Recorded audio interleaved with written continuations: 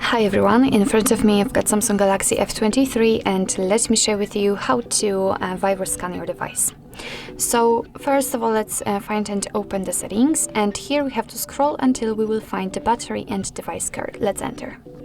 And as you can see, the device protection is right here, and right now it is turned off, so let's tap on it. And here, let's tap on turn on. As you can see, no threats has been found. We've got this info, but let's tap on scan phone. And as you can see, right now your device will scan itself, so it will check all of the apps which are currently installed on this device, and actually the processes and so on, actually everything. And it will scan itself in order to find any malware, any viruses, any problems actually also.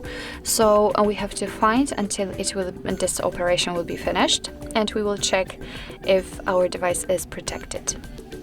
And as you can see, no threats has been detected. If in your case your device will find any malware, for example, it will list it right here. It will list all the problems, and you will be able to get rid of them. So actually, this is it. This is how to virus scan your Samsung Galaxy F23. Thank you so much for watching. I hope that this video was helpful, and if it was, please hit the subscribe button and leave the thumbs up.